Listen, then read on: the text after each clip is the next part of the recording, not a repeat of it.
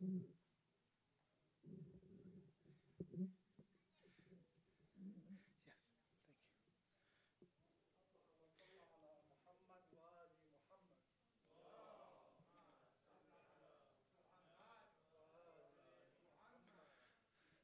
بالله من الشيطان الرجيم بسم الله الرحمن الرحيم الحمد لله رب العالمين والصلاة والسلام على أشرف الأنبياء والمرسلين سيدنا ومولانا أبي القاسم المصطفى محمد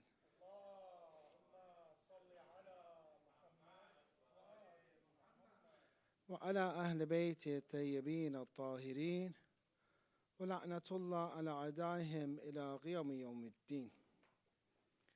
السلام عليك يا أبا عبد الله.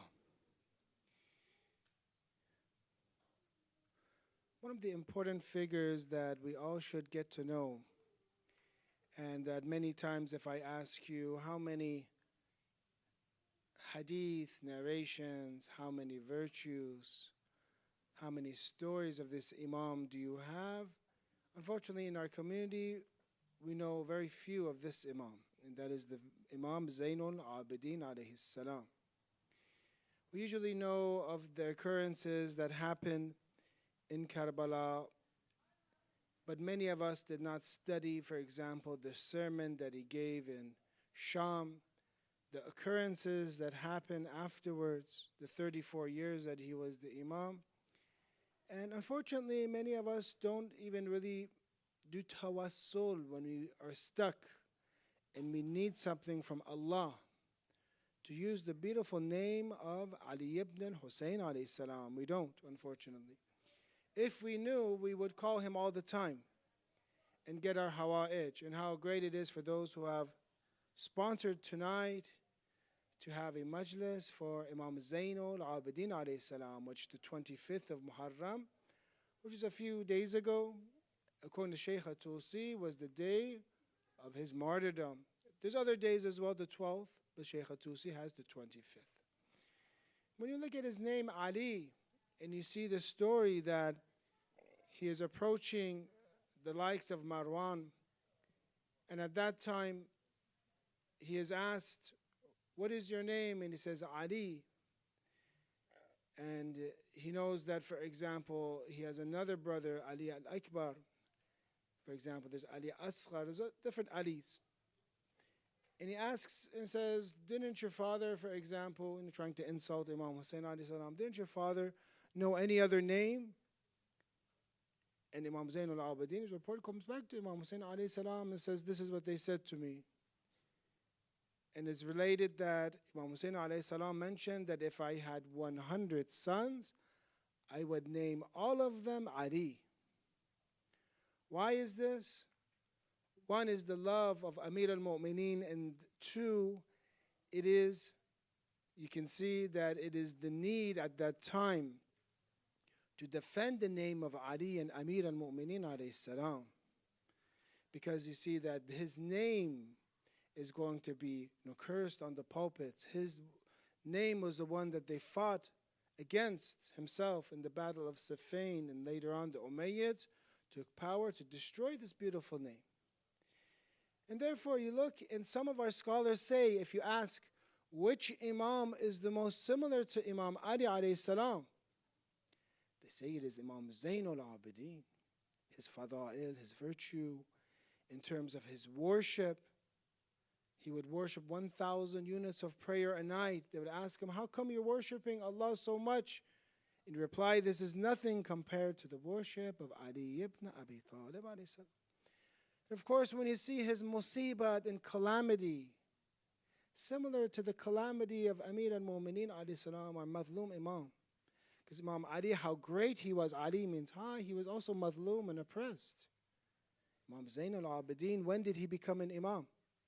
The afternoon of Ashura. And his imamat started, according to Tabari and likes of this, with he had shackles around his neck. So much so, some say that at one point he puts a cloth for a little bit of relief. And he said this is the first time in Sham that I, from the beginning of this journey, some say, that this is the first time I had relief from this chain that is cutting his neck the entire trip. So therefore, this Imam who was in shackles and delivers this speech that many of us, when we want to give a speech, it is for our own communities, it is for the mu'mineen. They say, Ahsant, Ahsant, Tayyibullah.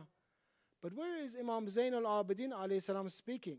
One is the khutbah in Kufa, the other is the khutbah in Sham, in Syria. With who?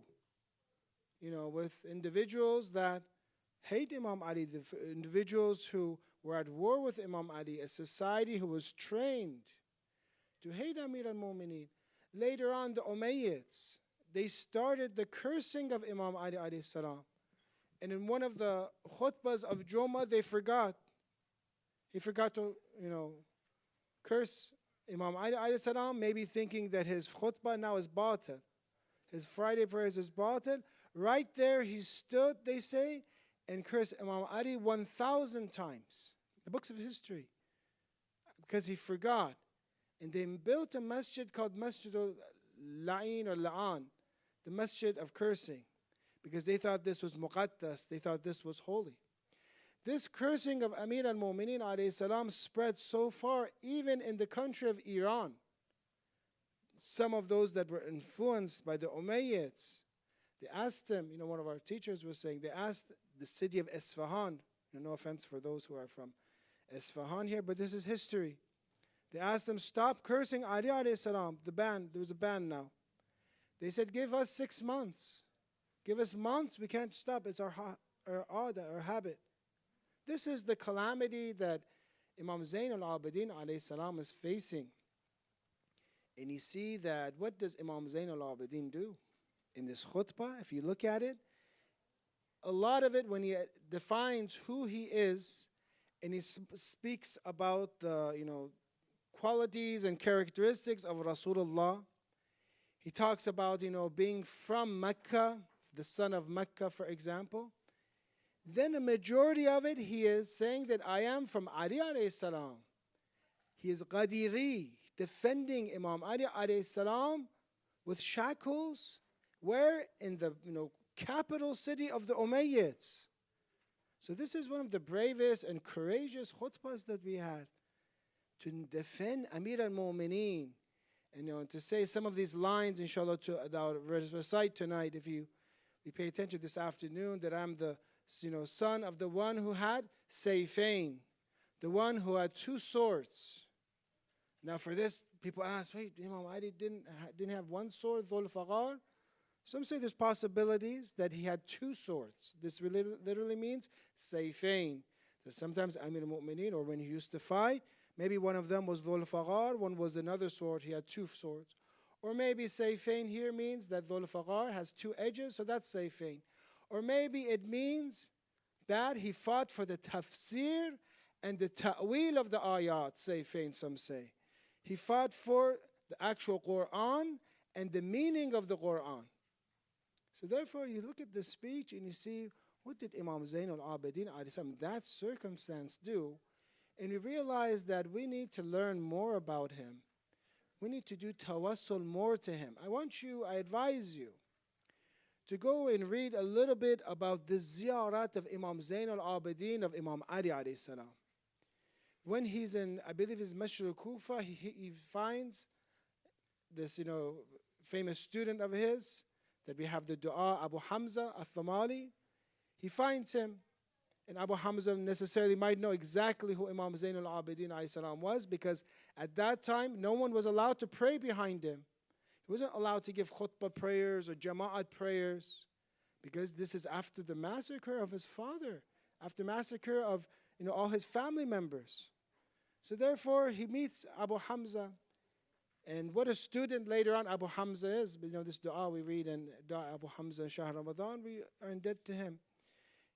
Abu Hamza is invited to do ziyarat of Amir al-Mu'mineen, and Abu Hamza is surprised. He says, you want to take me, for example, to ziyarat of Ali? Nobody knows where it is.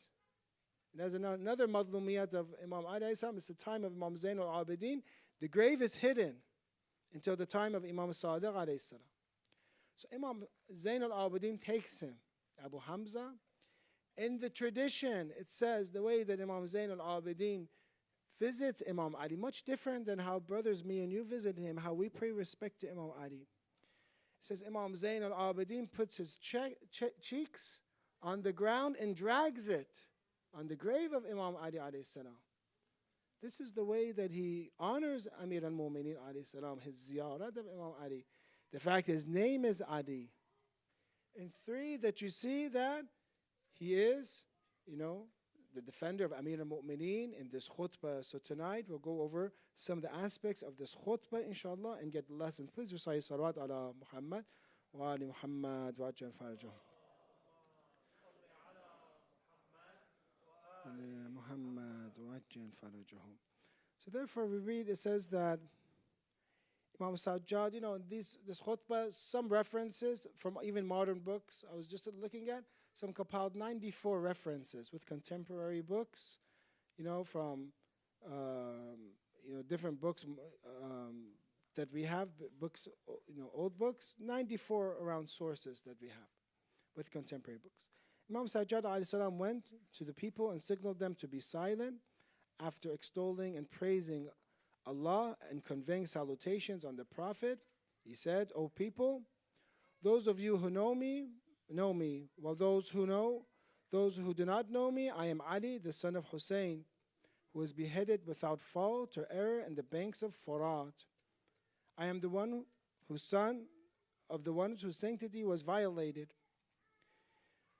I'm going to continue here around, maybe read some of the Arabic of the khutbah here. يا أيها الناس أعطينا ستة وفضلنا بسبع. Oh people, many people have this, khutbah, some of them memorized. Allah has granted us 6 and has blessed us with 7. أعطينا العلم. Allah has given us knowledge, والحلم, forbearance, سماحة, forgiveness. والفصاحة, being able to speak clearly, الشجاعة, المحبة, love, في قلوب المؤمنين. وفضلنا بأن منا النبي المختار محمدا ومنا الصديق. It has blessed us with Rasulullah. Then continues, أيها الناس أنا ابن مكة ومنى أنا ابن زمزم وصفا. I am the son of Mecca. I am this, I am the son of Mina. I am the son of Zamzam. Here some are saying that when Imam Zain al-Abidin is saying this, he's either maybe he's saying that I am from this, because this is Sham, I'm from the place of Wahi and place of revelation, the sacred place. Or 2, it could be the intisab to Hajj and Prophet Ibrahim alayhi salam and the a'mal the Prophet Ibrahim and Prophet Ismail brought, because I'm the son of, those descendants. And continues, أنا ابن خير من طاف وسعى. I'm going to give you, because we're running out of time, some of the, parts that we can, inshallah, learn. أنا ابن من صلي بملائكة السماء. أنا ابن من أوحى إليه الجليل. So he continues, أنا ابن محمد المصطفى. Please recite salawat ala Muhammad wa ali Muhammad.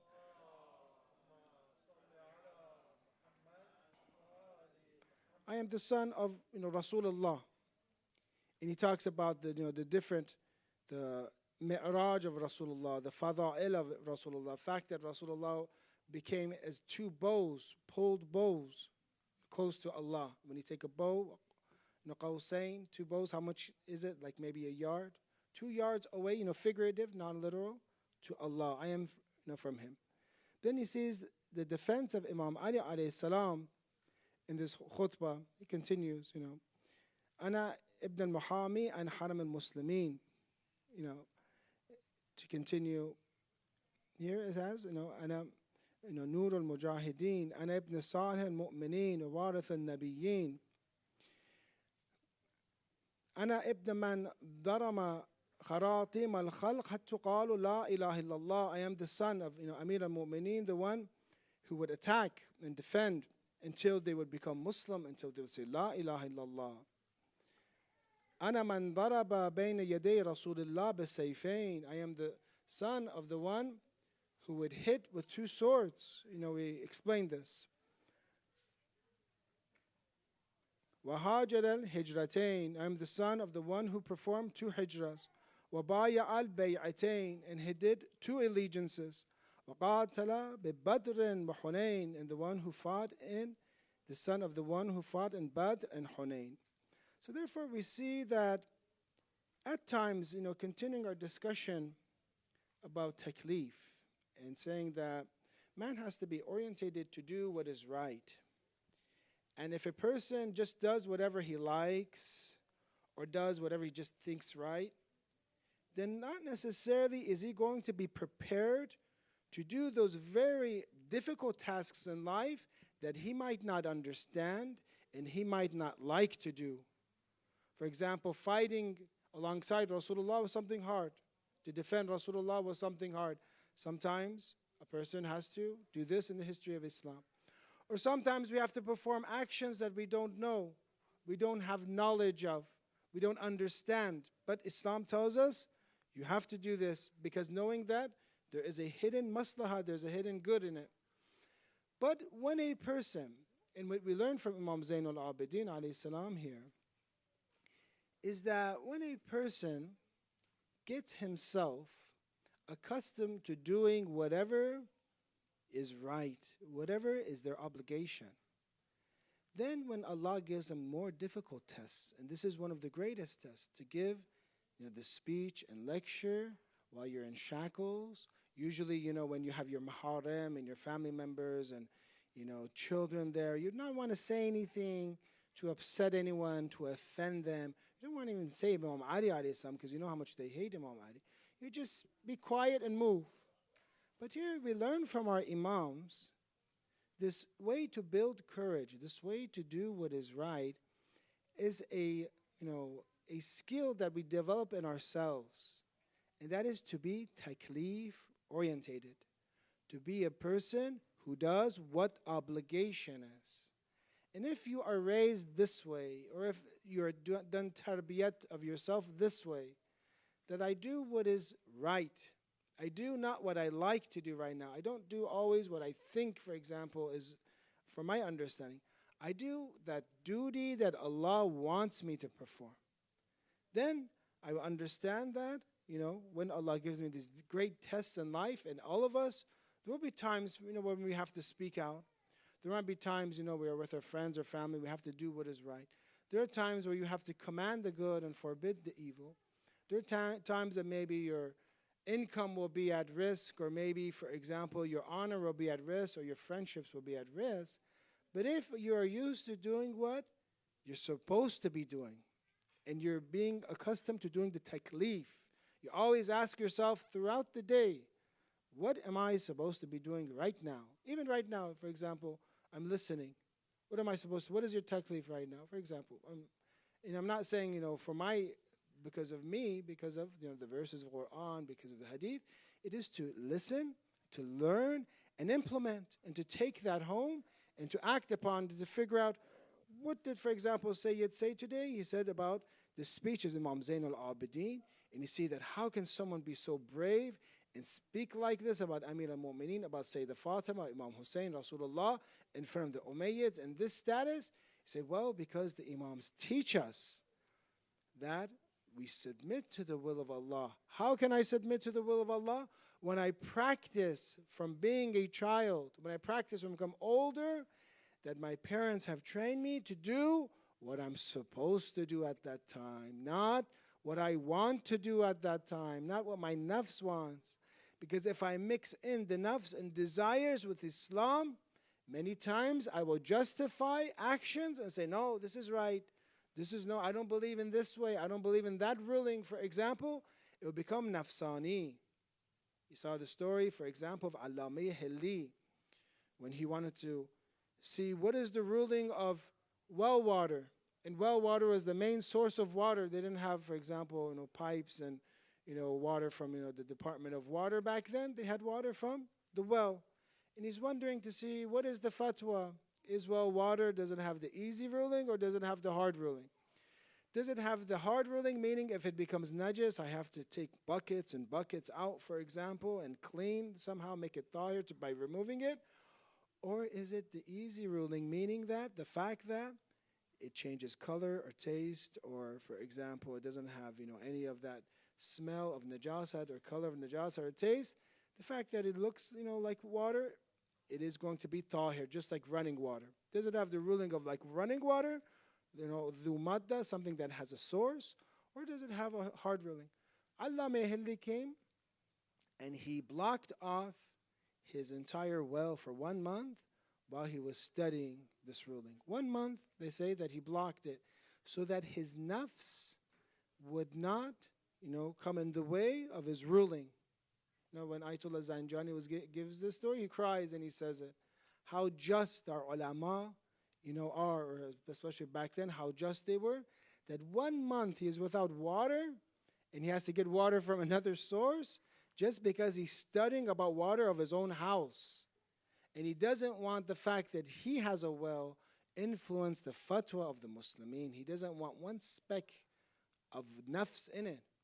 So you see, our ulama, our scholars, those who are fighting against oppression, if you take about one characteristic that we can learn from Imam Zainul Abidin alayhi salam, is to perform what is right, even if I don't want to do it, even if I'm scared, even if I'm afraid.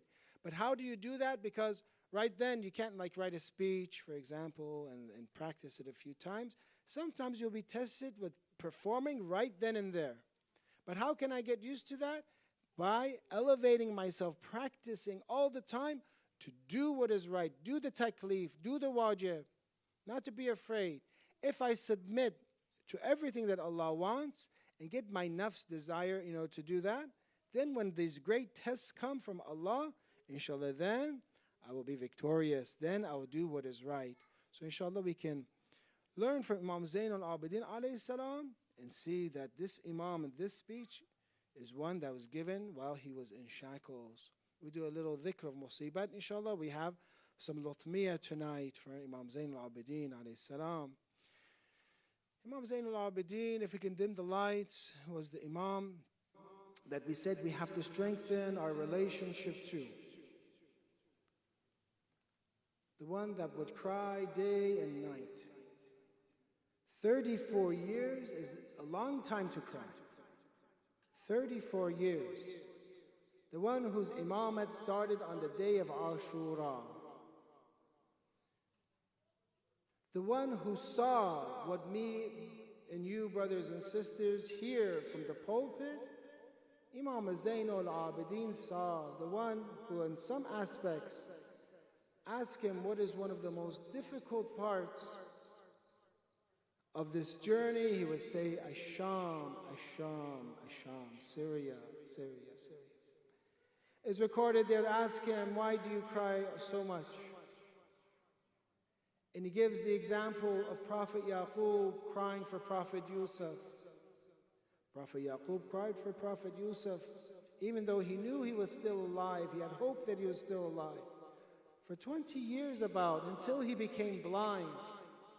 He says, I should not cry, while Prophet Yaqub cried for Prophet Yusuf until he became blind from missing him. In front of me, 17 members of my family have been killed. In front of Imam Zain al-Abidin, Imam Hussein has been killed. In front of him, his head has been risen on a spear and carried from manzil to manzil, from station to station, all the way to Sham. In front of Imam Zain al-Abidin, they killed the grandson of Rasulullah thirsty. So whenever he saw water, he was reminded of the thirst of Abu Abdullah. When we say this, we think of today. We are also facing a very difficult test by the brothers and sisters in Gaza, that as we speak right now, tens are dying from water and food not given to them, being starved to death. We know, as in our history and in our heritage, what it means to not have water, because we have read these stories. Imam Zain al-Abidin was there. He would cry for Imam Hussein alayhi salam. He was the one that whenever they said sometimes he would perform the wudu, they would ask him, why is the water stopping? Why is the water not flowing? Why is the water being spilled on the ground? They said that when he would look at the water, he would think of the thirst of Imam Hussein alayhi salam, and he could not continue his wudu anymore. The Maqtal says that Imam Hussein alayhi salam on the day of Ashura was so thirsty that when he looked at the sky, he saw smoke. He saw smoke.